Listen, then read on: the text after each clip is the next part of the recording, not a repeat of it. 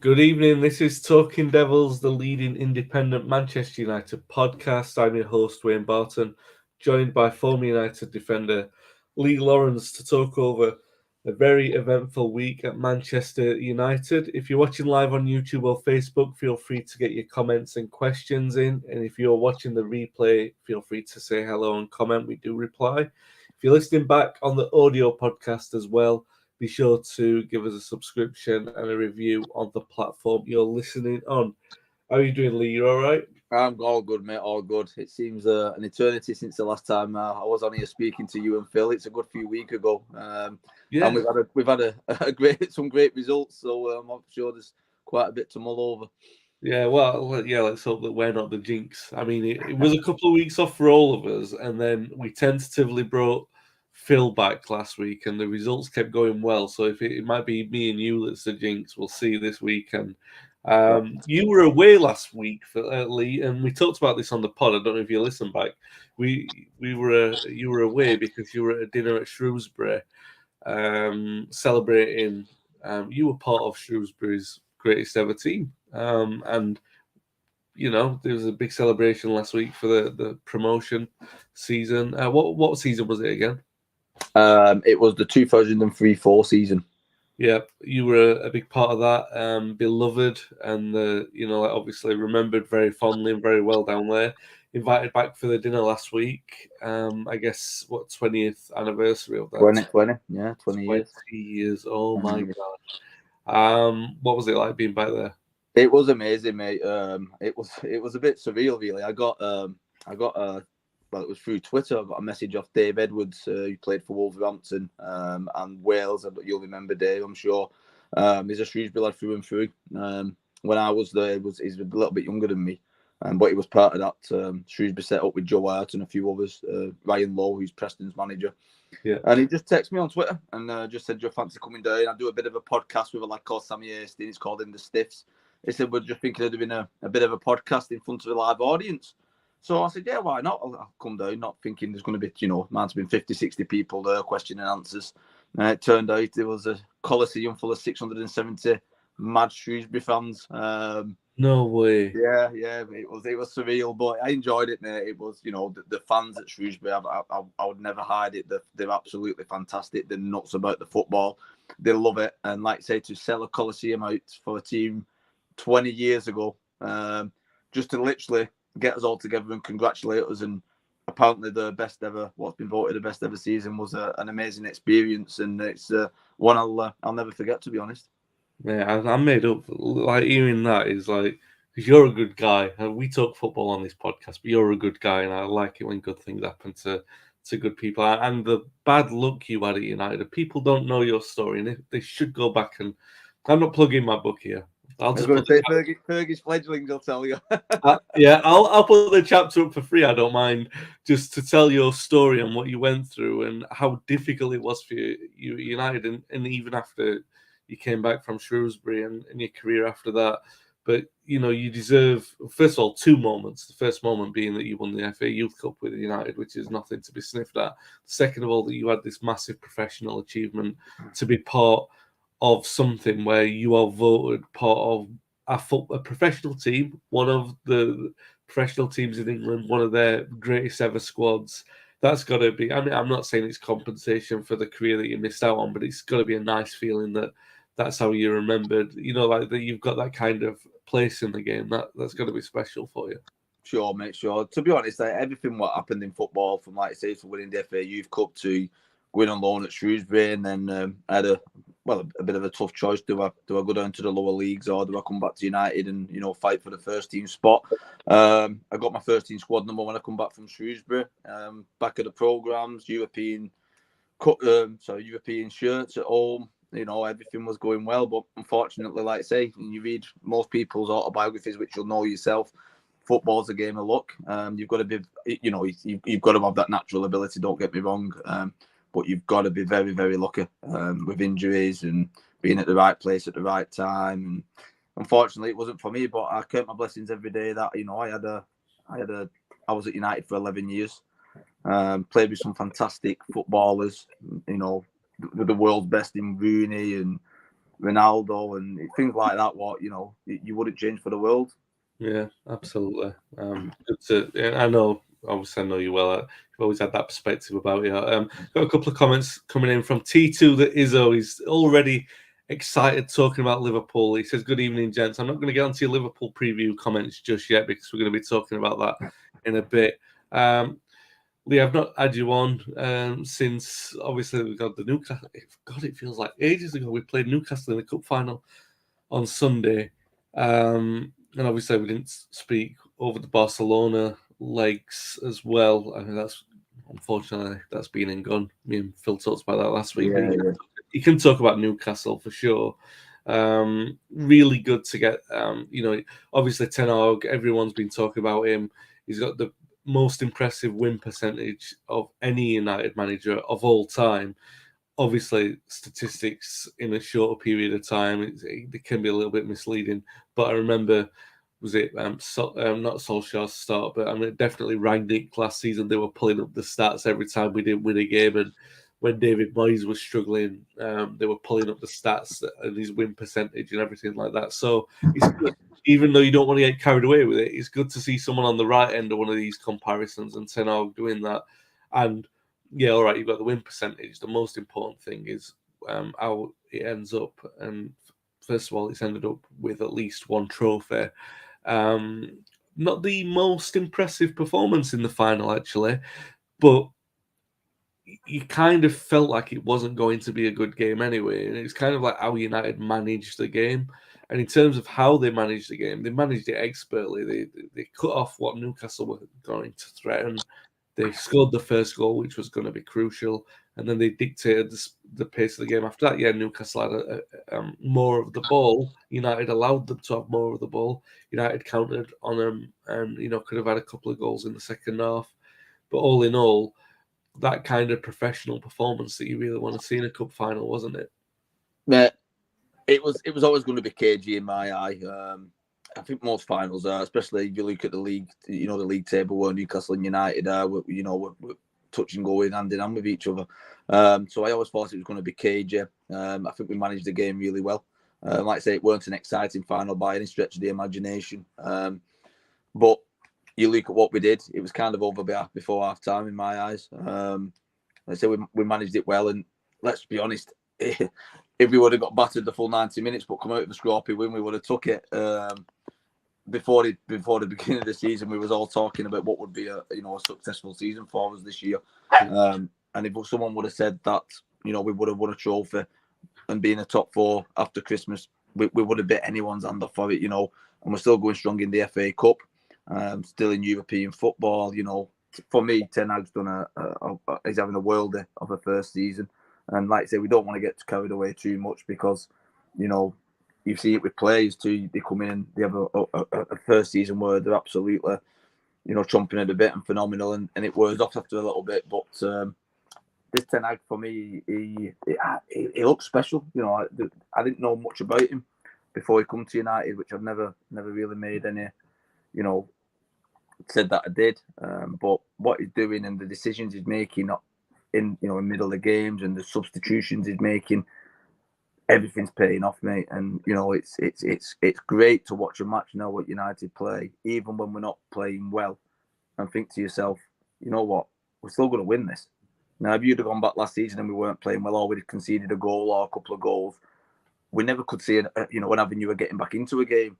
Now, when I go a goal down, I ain't worried because I know we're going to score a goal. I know we've got that belief in the squad that we'll pull our socks up and we're going to go at them. And that's the nice thing. It's refreshing to think that we can win any game now. Well, if you would have asked me last season, would you have had the confidence of playing like you likes of Arsenal, Cities, Liverpool, Barcelona's? I'd have laughed and said we're going to get hammered 6-0. And that's what we used to say on the podcast. They said, well, realistically, I don't want to. When we used to give score predictions, we used to say realistically, I think we'll get hammered 5-0, but I'm not betting against United. But now, you're surprised if you don't get a result, and that for me is more or less down to one man, and that's Ten Hag and his. Well, I say one man, Ten Hag and his backroom staff. Yeah, you've got to. I mean, you do have to praise the players as well, because I've been saying this all week that I personally, I was very critical of the players last season towards the back end of the season. Like losing 4-0 at Liverpool, losing the way that we did at City in a game. Gary Neville came out and really criticised the players. We lost at Brighton 4-0. It was embarrassing. And at that time, it's like you can't see any of these players. And I said it a couple of times. You couldn't see any of the players being involved in a team that wins a trophy for United, and a few of them have. And they've stood up. They've come out and played good football. They've responded to the challenge. And yes, absolutely, they might be down to Ten Hag, but you've got to give the players credit as well, because we gave them plenty of criticism last season. I did, and at the start of this season. So to see the response, but it is interesting. You said that about you've got confidence of the players coming back, because the game against West Ham was a really good example of where United are, how far they've still got to go in terms of what they can afford to get away with, because they make the changes, 5 or 6 changes in that team, and obviously the problem, you can call it a problem, you can call it a difference in style with Maguire and Lindelof, without wanting to be too critical. The fact that we play deeper and we play more ponderous at the back. But what I would say from watching that game on Wednesday night, and I don't know if you agree with me, whenever I watched and I was watching them on purpose to see if they did it, they were moving the ball a lot quicker. They were moving it forward quicker. They were trying to choose the first pass to be a forward one rather than play it to each other, because they know that that's something that the crowd sort of get a bit discouraged with, and maybe the managers been a little bit frustrated with as well, because they were trying to play it forward. All right, they're not the best at doing that. Lindelof a little bit better than Maguire, and Maguire's not bad on the ball. It's just perhaps suits a slower team, or a team that can play slower than United need to under Ten Hag at the moment, or especially at home when they need to chase a game and score a goal. But the point I'm making is that when United make those 5 or 6 changes, it still looks like it might be difficult to break down any team in the top flight. It looks like it's still a progress on that, still a work in progress on that front. But then they make the changes, and suddenly they go from a team who would struggle against any team in the division to one that can win any team in the division. The chasm and I don't know if that's because the top league is a lot tighter at the moment in terms of let's say 17 or 18 teams, and then City having an off day or whatever. I'd still say City have got the strongest squad, and on their day they should sort of walk the league. But in that sort of 17 or 18 other teams, the quality in the gap in quality isn't so big that United couldn't make a big stride like they have done. And they made the changes. Casemiro comes on, Rashford comes on, and they immediately look like winning the game. In fact, we did from half time, to be fair, as soon as they brought Casemiro on, and I don't want to be too disrespectful or unfair to Scott McTominay, but you bring him off, Casemiro, he's an upgrade on any player, isn't he? Really, Casemiro. That we're not just slagging. I'm not having a go at McTominay. Casemiro would be an upgrade on any player you're going to bring him on for, and the difference that he made spoke volumes on Wednesday night, didn't it? Yeah, mate. He's unreal, and let's be honest, he's phenomenal at the minute, Casemiro. Going about the changes, I was just listening to you there, then, and I think it just shows how important the signings have been. Really, it's great. If you look back, like I say, last season, that was one of probably the team what we started against West Ham, and it looked like very similar football, to be honest, what we were playing in my eyes. Like I say, it did look like they tried to get the ball forward a little bit more quicker than they used to last season. But I was still worried when I seen that team. I thought, it's going to be a tough game against West Ham.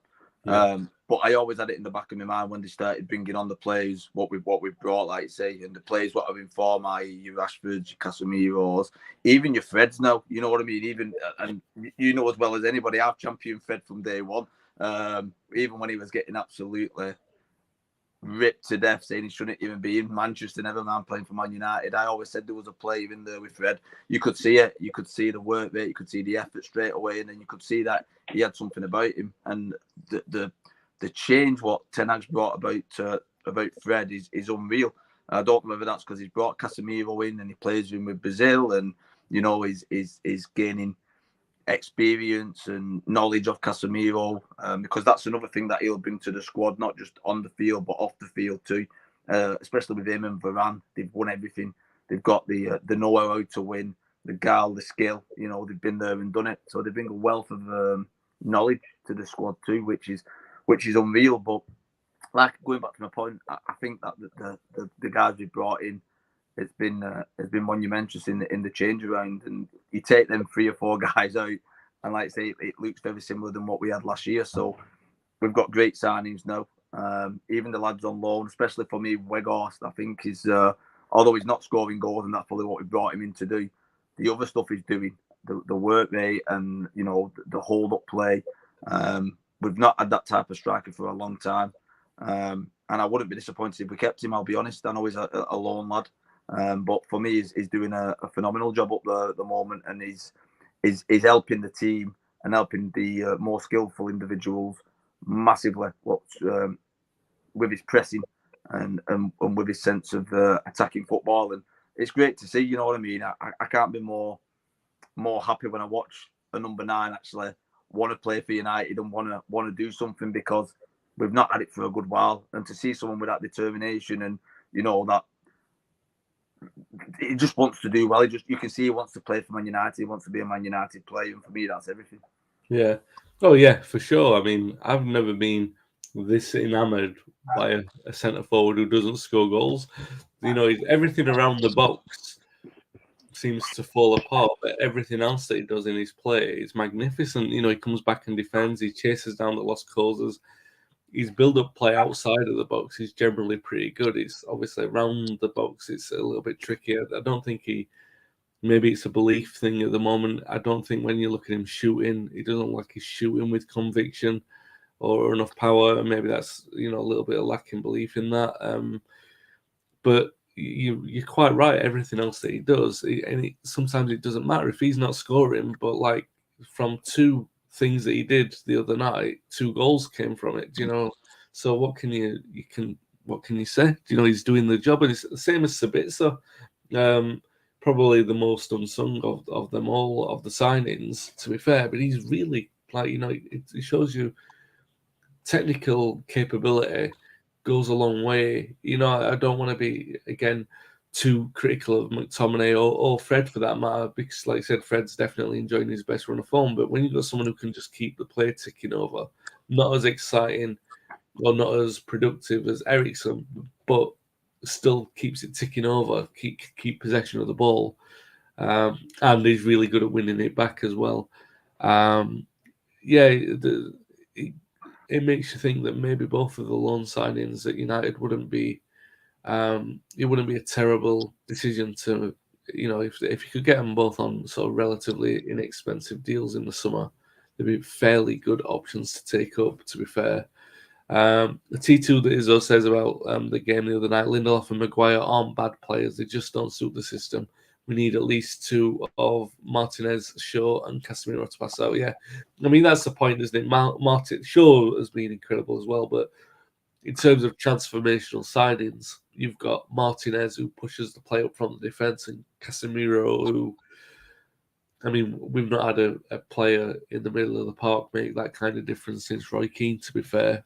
And you know, that's no disrespect to Michael Carrick, who was outstanding, but you're talking about a player who's won 5 Champions Leagues, world-class Brazilian midfielder, and not really Brazilian in terms of like he's going to do the tricks and everything, but his timing, the level of experience that you need, and ability and mental strength to have that perfection in timing with almost everything that he does. It's just not, I mean, Brian Robson, even Roy Keane didn't have that because he wasn't that experienced when he first signed. You know what I mean? So Brian Robson maybe had that kind of level, but even then, I think like the level that Casemiro's at from signing him and the difference that he's made to the midfield is just unbelievable, astronomical, really. I think it shows what I think about Casemiro. It shows how good he is, because he's not a fast player. You wouldn't class Casemiro as a pacey player, but how he gets himself into them positions to take that ball off centre forward, it's like he knows 2 or 3 seconds before where the ball's going. So his reading of the game and his knowledge of where that next pass going is second to none. I've never seen no one like it with his pace. Normally you get people like that who'll get to things because they're very quick. So by the time they receive the ball, the midfielder's got to him because of his pace. Casemiro's not got that pace. But for me, he's the best in the league, or maybe best in the world in world football, at knowing where that next ball is going and robbing a player with the ball. And that just shows how technically gifted he is in his head with football. Yeah, he's unbelievable. I would say definitely the best midfielder in the league. And people will say, oh, he's only been in for a few months. But again, look at the pedigree. 5 Champions League medals, Real Madrid.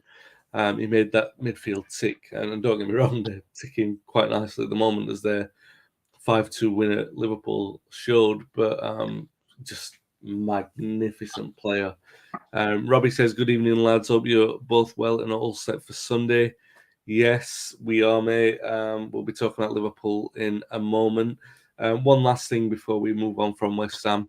We've already praised Fred, but we've got to talk about that goal from Garnacho. I mean, Lee, what a first touch, first of all. And then the finish is just outstanding. But the first touch, we watch it back, it's one of those things where you almost want to watch it again and again and again just to marvel at how good that first touch was. It's unbelievable. And the finish is outstanding. But I think that the quote from Ten Hag was that he challenged Garnacho to make a difference from the start of a game. So it tells you something about an 18-year-old lad who, by the way, made a few mistakes, took a few gambles that didn't come off, but in the last minute of a cup tie, as the coolness and the technical perfection to just control a ball like that and finish it in the way that he did. You've just got to take your hat off to him for that, haven't you? He's just magnificent. I mean, what a talent. What a talent we've got on our hands. Probably for me, I would say, as an 18-year-old kid, one of, if not the best talents up and coming in world football. I can't think of anyone at his age who excites me more than he excites me now. Like I say, he's raw. And he does lose the ball. It reminds me of a young Ronaldo when Ronaldo come. I'm sure he probably models his game on Ronaldo because Ronaldo's his hero. He makes, everybody knows that. But some of the stuff he did, like I say, the goal was exceptional for someone to the first touch and to have the composure to put it where he put it. Unbelievable. But some of the stuff he does, the little stuff, and he can drop his shoulder and beat a player as though the player's not even there. And when you've got that natural ability, as long as he keeps his head and he doesn't let it go, the fame and the praise he's getting, he doesn't let it get to him too much. And I don't think Ten Hag will. I think Ten Hag will keep him grounded. Best prospect in world football for me at the moment, and I don't say that lightly. I think he's a phenomenal prospect. Yeah, definitely helping United, and definitely a really good. Really good solution to have for United, because it gives Ten Hag those options to have Weghorst either as a 9 or moving back as a false a 10, where he's been playing, where Rashford's been playing in front of him. We've got the option to change that front line in the middle of games, which you wouldn't have thought. Even when we signed Weghorst, you would have thought that's a fairly static front line where all the players are going to play. And now it looks really fluid. You've got different options in there. Does Anthony play all the time? Where does Sancho fit into that? But Sancho was playing well before he got poorly. Rashford's obviously in great form. Anthony's in great form as well. And really good problems to have. Takes us into the game against Liverpool. Oh, but by the way, a couple of more comments as well. Richard says, good evening. It's no secret Casemiro's been the best defensive midfield player this past decade. Big call, but you might not be wrong with that. And Robbie says Garnacho got called up today for Argentina. Yeah, absolutely. And hope he gets that cap. I'm sure he will. And if not this time, then it will happen in the future. Liverpool. I made a bit of a stir on another podcast I was on this week, Paul. I'm just so engrossed in my Monday morning podcast where I just say Paul. Lee, I got so not pelters. I'm not going to say pelters. I'm confident on Sunday. Not not confident enough to say we're going to win, but the perspective I've been putting it in is that I'm the most confident I am of United getting a result there this century. And even going back to the Ferguson days, and I'm trying to think back over the years and think the managers that we've played against. So, like, whenever it was Benitez, I never looked forward to those games because you thought it was going to be dour and horrible. And then since then, I've never really been confident that we're going to go and get a win. And I do genuinely believe this is probably the first time since the turn of the century that, not that, again, that I can still be brave enough to stick my neck out and say we're going to win, but I still feel more confident about we're not going to go there. I feel confident to say that we're not going to go there and lay down, or we're going to go there and give a good account of ourselves this time round. And I don't know if that means that my brain is subconsciously thinking, oh, we've got a really good chance of winning. Like I said, I just can't bring myself to say that. At the same time, like I said, I do feel that confident. Am I being a little bit too optimistic considering, we've had some great teams in this century, of which you've been a part of those squads? Am I being a little bit too carried away with the Ten Hag syndrome at the moment? No, I wouldn't say you was, mate. I'd probably go one step further and say if we don't win, I'd be slightly disappointed. And that's me being truthful. Last season, if we was going away, playing at Liverpool, I'd have thought we was going to get hammered 4-5-0. And that's just me. I had no confidence in the squad. I thought sometimes I thought, do I even watch the game? Do I want to watch this game because I've got a feeling we're going to get trounced? And a couple of times we did. Was it the 5-1? And they didn't just beat us with a big scoreline. It made it look like Premier League versus League Two sometimes. You know what I mean? It was that embarrassing. This year, like I just said, I don't fear any top 4 team or any team really in the league. I think if we can field a squad with the vast majority of lads being fit, I mean, just off the top of my head, you look at what we've got in our squad now, and you think of a Premier League 11 and how many people are getting that Premier League 11. There'll be quite a few United players, I would say, especially like say your Luke Shaw,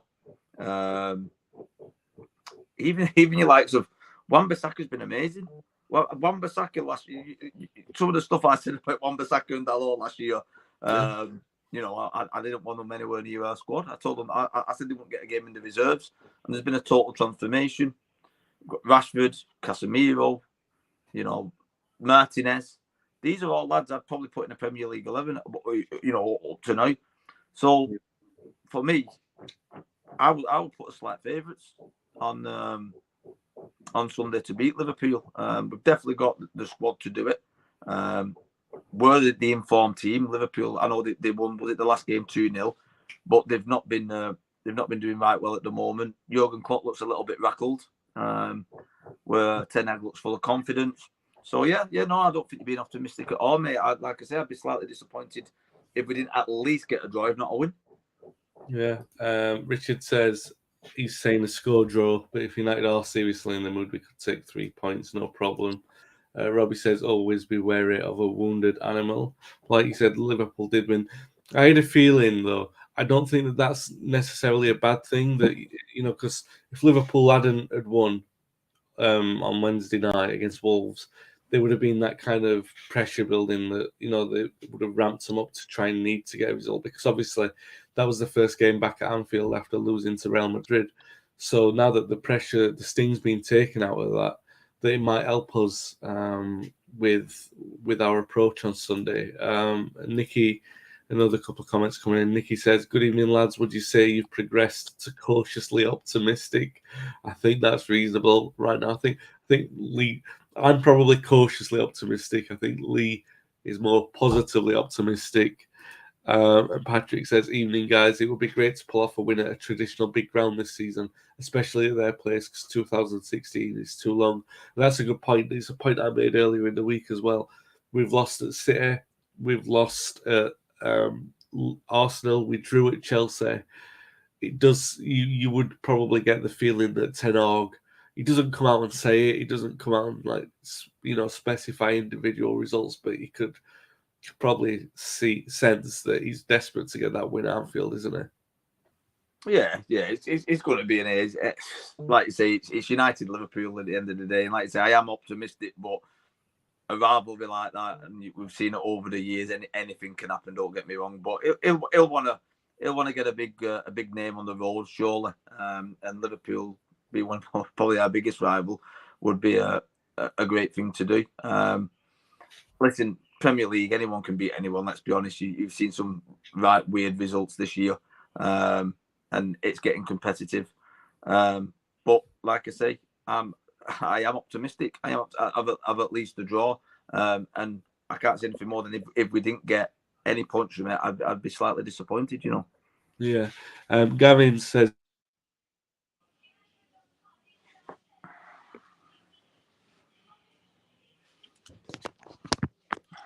What's going on there now?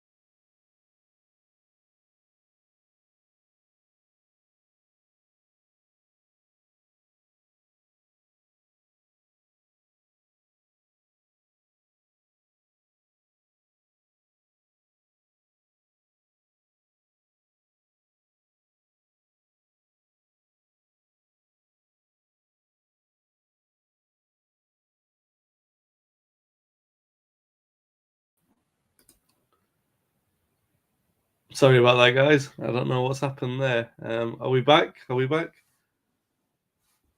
Lee, are we back? Lee's mic is not working at the moment. If you can turn your mic on, Lee. Can you hear me now, Wayne? Yeah, good grief. I don't know what happened there. Our internet kicked us out, but it looks like some of you stayed with us. Thanks, guys. Really appreciate that. We were literally just about to, everyone, thank God you've stayed commenting about the same thing we were going to talk about in the comments anyway. Gavin asks, Rashford on the left or through the middle on Sunday? That's a big question, isn't it? What's he going to do in that position? I would personally think, because of Alexander-Arnold's suspect defending, you're going to play him from the left from the start. What do you reckon? It's a tough one, mate. It's a right tough one. Because I'd if you'd have asked me 6 or 7 games ago, I'd have played him from the left all day long. I paid the bill. But no, he's proving to be a very, very handy number 9 too, isn't it? So it's a hard one. But like you say, looking at Alexander-Arnold, don't get me wrong, he's a fantastic fullback going forward. Very suspect and in defence. I just worry that Rashford sometimes on the left doesn't get as involved as much as I'd like to see him, if that makes sense. And he's either in form, most prolific goal scorer this season. I'd probably like to see him as a 9, but I've got a feeling he'll start as a 7. Yeah. Sorry, on the left. Sorry. Would you call that an 11? Felt like wide. It used to be an 11, didn't it? When I was playing, it was an 11. Yeah, wide 10 or 49 if you go natural. Mark Foster says, "Evening, Marco, you're all right." He says, "Already they have got no Gomez or Thiago, so they're struggling."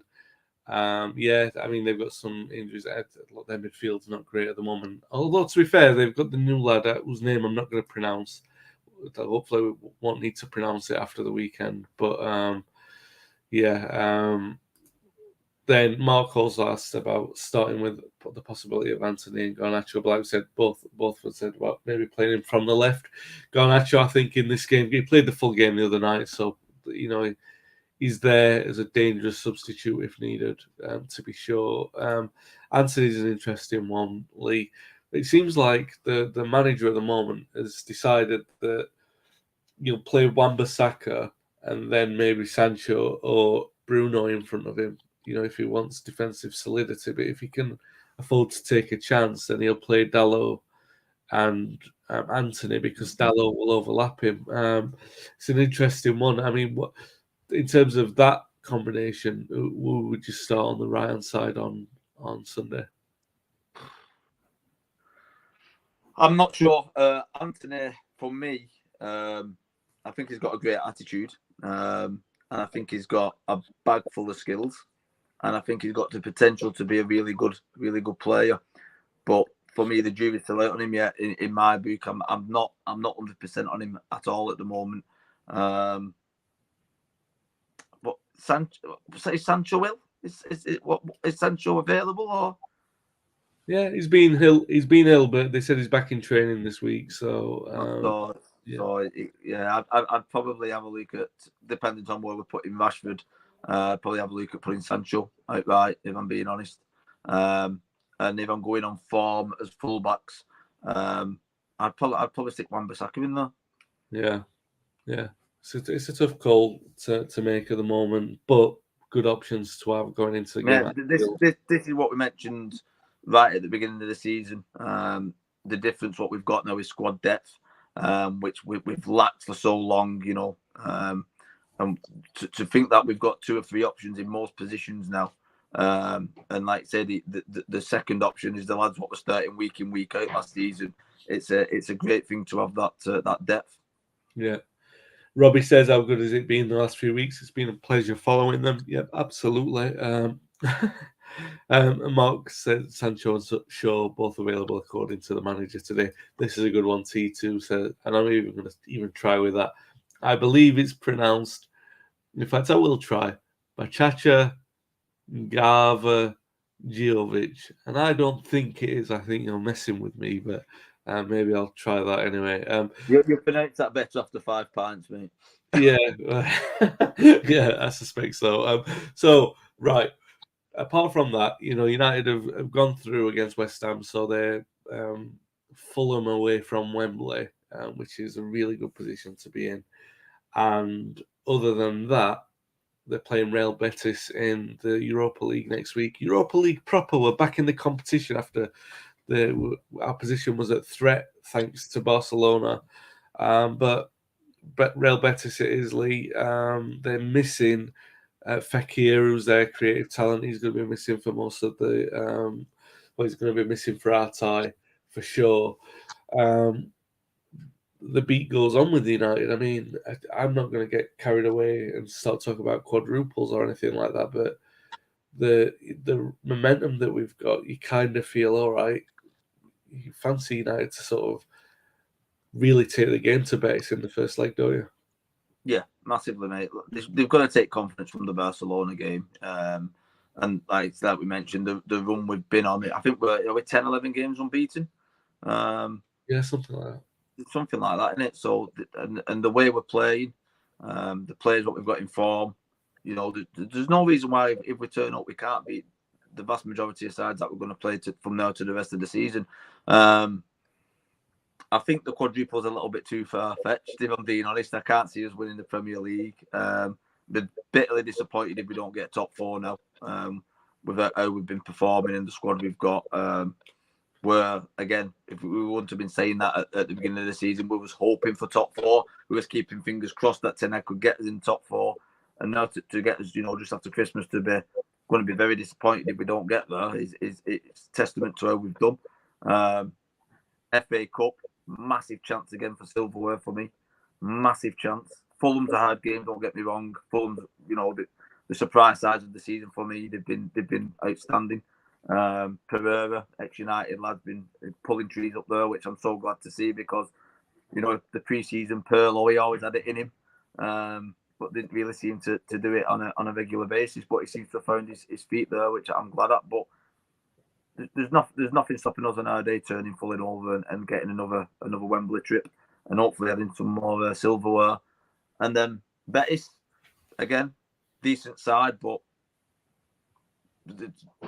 there's nothing worrying me about playing Real Betis at home or away and just not getting a result. Yeah, it's an interesting one. I remember. I mean, Mark's put it. Oh, sorry, Richard said that we've never even played them in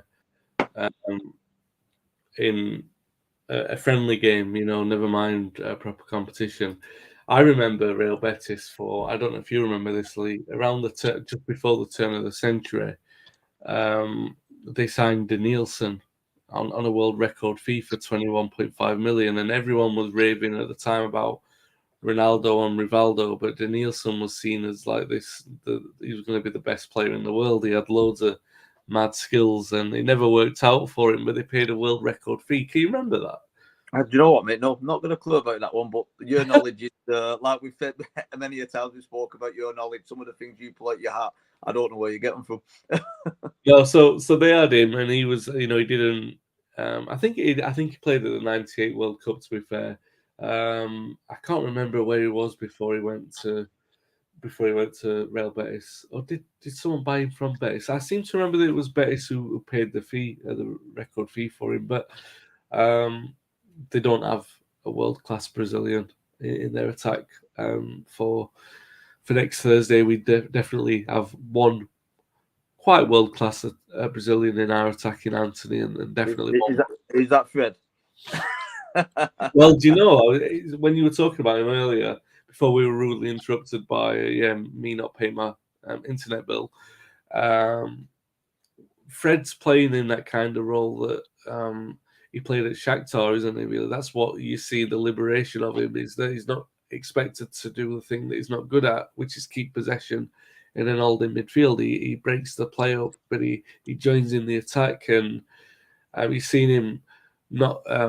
I guess you are seeing him run onto attacks late into the box, and where he's scoring some of his goals is where he's joining in late in the attack, which is what he was doing at Shakhtar Donetsk. Yeah. 6 or 7 years later, we're buying the player that we Yeah, T2, there he goes. He says it was base. It was Danielson was one of the stars of that Nike Brazil airport. Yeah, I'm sure you remember that. When you were on about Danielson, I actually nearly said, "Is he part of the advert where he was in the airport?" I nearly said that, to be fair. Yeah. Well, I might just be totally making that up, so I'm not saying it. No, well, there you go. Take a chance next time. Yeah, but just going on about Fred. Just the last thing I'd say is, I've seen a lot of on Twitter about he should be starting, but he's done ever so well coming off the bench. The impact he's been making off the bench has been unreal. So I know it sounds a bit strange, but how well he's been doing and the praise I'm giving him, I probably still bench him and bring him on after 60 minutes because the impact has been tremendous of him. Yeah, definitely. It's the same the same theory with Garnacho that he seemed a young kid who didn't get on at Wembley might be quite disappointed, but see him respond the way that he did on Wednesday night and score the goal that he did, you kind of just want to keep. Well, Ten Hag's got the golden touch at the moment with everything that he's doing with squad management, even down to having Maguire and Fernandes lift a trophy together. Do you know what I mean? Yeah. Every decision he's making is classy. It's for the good of the club and the good of the team. And every player's buying into that. So, do you think, Wayne, just a quick question, because this is what's been playing on my mind. Do you think he's going to start Sabitzer and Casemiro together on Sunday, or what do you think he's going to go for in the middle of the park? Because that's a debate. I know we've debated about fullbacks and Rashford, but who's he going to put in the middle of the park? No, I don't know. Actually, that's a really good question. I thought that would have come up. I thought it would have come up tonight. To be honest, I thought that the lads and the women, the viewers would have, because it's been throwing me all week. Who would I start against Liverpool in the middle? And I'm a bit flummoxed as to what I think Ten Hag would do. To be honest, I think he's going to play Casemiro. I suspect Fernandes will play in the middle. I know I talked up him possibly playing on the right, but I reckon that'll be a plan B. And if to round out the three, I mean, you've got a chance of Fred starting, but I think I would start Sabitzer. I think I would start Sabitzer in there. What about you? What would you do? I'd like to see Sabitzer and Casemiro from the start and see how they get on. Like I say, I think Fred has been our second best midfielder this season, but the impact he's made off the bench, I think, like I said, I'd like him to come on, early in the second half. So yeah, I'd probably go Sabitzer, Casemiro, and Bruno. Yeah. Mark says, Pastor Fred. Yeah, that's the alternative MUFC commentary. By the way, I don't need to say go and check that out because it's amazing. Yeah, I think everyone knows, don't they? And they've got I think today they passed 100,000 followers on Twitter. So fair play. That's I get those messages now from friends and family, like, oh, have you checked that out? My wife was sending me the message the other day, and she's like, oh, have you seen this? You were saying Pastor Fred to me. I'm like, all right. I was at work, so I couldn't check that out at the time. Nikki says, all right, we've got a couple of questions one question before we go, but Nikki says, hard to believe the last goal at Anfield was Lingard in 2018. Yeah, Mourinho's last game. That is mad.